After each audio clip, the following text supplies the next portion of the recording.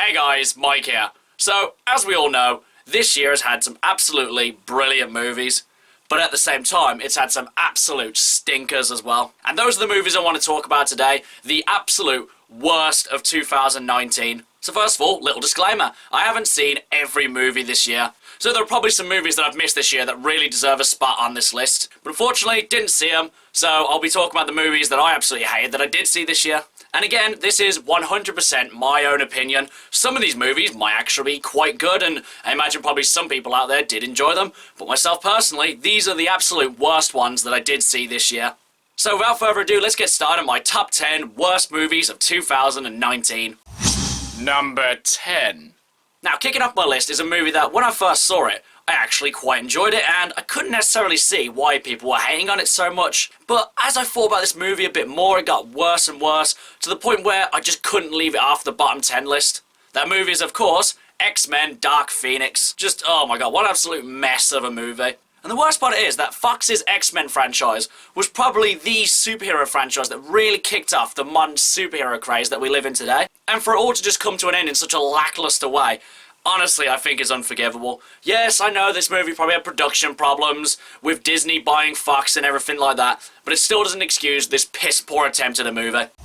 Number 9. Now, I love a good biopic as much as the next person, but Tolkien definitely isn't one of those movies. Now, I absolutely love the Lord of the Rings movies, and I wanted to find out a bit more about the author who wrote them, you know, where he got his inspirations, like how he lived, like who he was, you know, stuff like that. But I have to say, honestly, I didn't really get much of any of that. First of all, the movie's boring as hell, the pacing's off, and you just don't find out enough about anything, really. I wanted to find out about J.R.R. Tolkien the person, and J.R.R. Tolkien the author as well.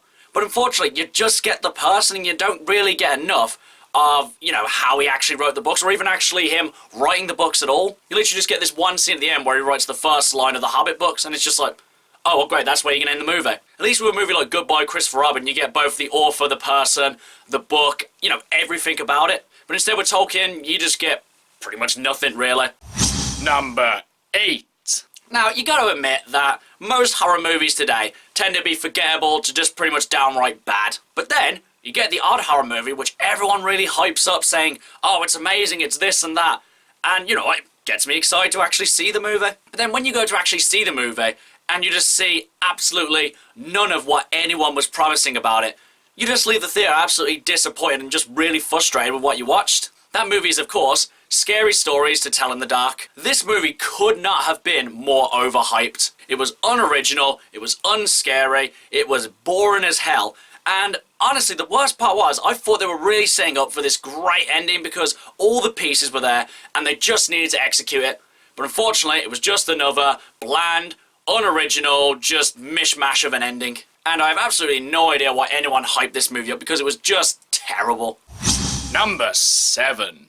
So Dave Bautista and Kumail Nanjiani are both really funny, talented actors, and you would think putting them together in a movie would make it a recipe for success. But I gotta say, unfortunately, this was definitely not the case for Stuber. I was really looking forward to this one because, like I said, I really like these two, and I think they're really funny. But the movie, oh god, it was just so painfully unfunny. Honestly, I don't think this movie really made me laugh once. There were bits of the movie where I did laugh, but I can't imagine that those were intentional. Honestly, I could have forgiven this movie if it was just another bland, unoriginal, unfunny comedy. But it was just so boring and poorly executed that, honestly, I couldn't keep it off my bottom 10 list. Number 6. Okay, how about a horror movie with a killer clown? No, that's already been done. Okay, how about a horror movie with demons? No, that's already been done too. Okay, how about a horror movie with a killer app that when the clock hits 0, you die? No, that's stupid. No one ever make that. Oh, well, I guess they did. I don't know who greenlit this movie. The concept is absolutely ridiculous. But honestly, I thought that maybe if the movie didn't take itself too seriously, it could be a fun, goofy, little spoof comedy horror movie or something like that. But unfortunately, this movie takes itself 100% seriously, or at least that's how it comes across anyway. So not only do you get a bland, generic horror movie, you get one that's so ill-conceived that I don't know why you would even go see this movie. I don't even know why I went to go see it because it was just so terrible and just so poorly thought out. Honestly, other than the silly concept of this movie, absolutely nothing stands out about it. Number 5. So, taking one look at the Aeronauts, you would think instant classic, gonna win loads of awards, and this would be just a really entertaining movie to watch. But honestly, none of that is true. Honestly, I kind of struggled to force myself to go watch this movie, because the premise didn't really seem all that interesting, and though I do like the actors in this, they weren't necessarily enough to kind of make me want to go see this movie.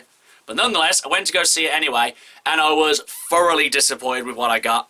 Honestly, the plot and pacing were enough to put it on the bottom list, but the structure was where this movie really let itself down.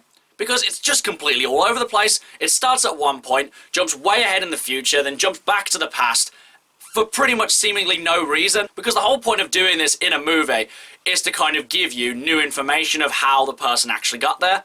But when you either already know the information, or it's completely irrelevant, or they don't give you the necessary information, it just comes across as mishmashing. And that's why the Aeronauts has made my list. Number 4. So I think we can all agree that Lego is probably the most popular toy on the entire planet. So, making a movie about it seems like a no-brainer, but at the same time, it also seems quite dicey as well, making a story out of something that seemingly has no story. But nevertheless, they still made a really good movie out of it. So as Hollywood, you gotta think to yourself, what other toy would make a really good movie? And you probably think to yourself, why not Playmobil? That might make a good movie, right? No, jeez. This movie was completely insufferable. Because other than the unoriginal story, aggravating characters, and terrible songs, this movie hardly uses its Playmobil premise at all. At least with the Lego movie, they're quite creative with it. They incorporate the Lego in interesting and hilarious ways. However, with the Playmobil movie, the Playmobil is pretty much inconsequential to the actual story. Honestly, you could have put any other toy in this movie, and it would have turned out exactly the same way. And as well, this movie is just so predictable as well. I went to go see it with my friend who definitely hated the movie way more than I did. But he was just sat there and he was just like, I bet the fairy godmother comes out at this point. And then 3 seconds later, wouldn't you know it, I'm the fairy godmother! And we were both there just like, nah, checked out, let's just leave, come on, let's go. Honestly, I must have been really hating myself the day I went to go see the Playmobil movie. Because I just don't know what I was thinking. Number 3. I'm all for a movie having a very clear message. The only problem is the movie itself has to be good, entertaining for you to retain the message itself. What would also help is if the message wasn't so ridiculously one-sided and nonsensical. The movie I'm talking about is Black Christmas. Going into Black Christmas, I knew that this movie was not going to be very good. It was just going to be another generic slasher flick. But not only was it beyond generic, it was just so boring. And it seemed to kind of forget that it was a horror slasher. Because right from the get-go, this movie just forces its message down your throat. And it honestly seems like a 10-year-old's interpretation of how the world really is. Because Black Christmas definitely isn't a horror movie because it's not scary, it's not suspenseful, and it just executes itself so poorly. It just pretty much boils down to women good, men bad. Number 2. Now, I love a good musical as much as the next person, La La Land, Les Miserables, you know, things like that. But then you get those musicals which are just such an ill-conceived concept. You would wonder how it would even get to the stage or how it would even have a movie made about it. That movie, of course, was Cats. Now, I knew this movie was going to suck, but nevertheless, I hated myself enough that day that I went to go see it.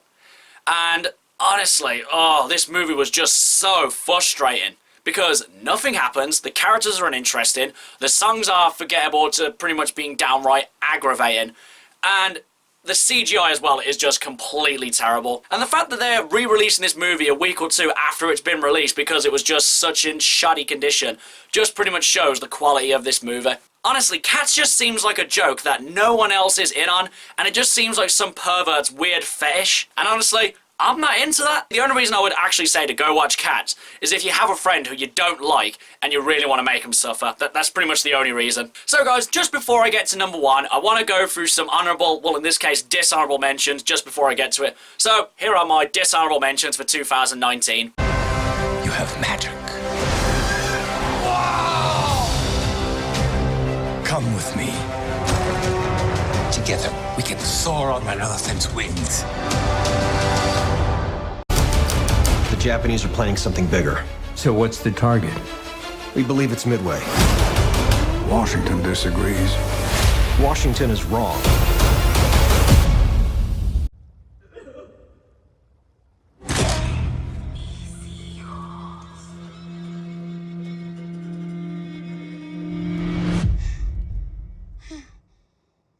You can't see the real force that moves things, and it's not AC/DC, it's not currents, it's currency. This is costing us a fortune. Westinghouse stole from me! My motor. That is our future. We need to say something. It's nobody's business. None of it is. Okay, but we're not talking about that. We're talking about how you get through today. Number 1. So, here it is, guys. The worst movie of 2019. Now, I bet you're thinking, well, what movie could possibly be worse than Cats? Because while Cats I knew was going to be awful, this movie I really, really hoped would be good to justify its existence. That movie is, of course, Hellboy. I really loved the Guillermo del Toro Hellboy movies, and I was so upset that they didn't finish the trilogy, or even make it into a trilogy to begin with. Them rebooting the franchise 10 plus years later, it definitely had to be good to not finish off Guillermo del Toro's trilogy. And this could not be further from the truth. Honestly, the more and more I thought about this movie, the more and more I absolutely hated it. The acting was bad, the CGI was bad, the horror elements were bad, it was unfunny, it was poorly structured, it was just juvenile as hell. And honestly, for a movie like this, it's very rare that pretty much from the first scene do I immediately switch off and think this is a terrible movie. However, Hellboy achieved that. And pretty much from the first terribly structured scene, I knew that I was in for a bad time. And thinking about this movie more and more just makes me more upset that we didn't get Guillermo del Toro's third movie. Okay guys, so that's my list of the worst movies of 2019. Do you agree? Do you disagree? What was your least favourite movie of 2019? So whatever they are, let me know in the comments below. And stick around for my next video because I'll be talking about my top 10 favourite movies of 2019, which I'm really looking forward to do. So, until then guys, I've been Michael. See ya!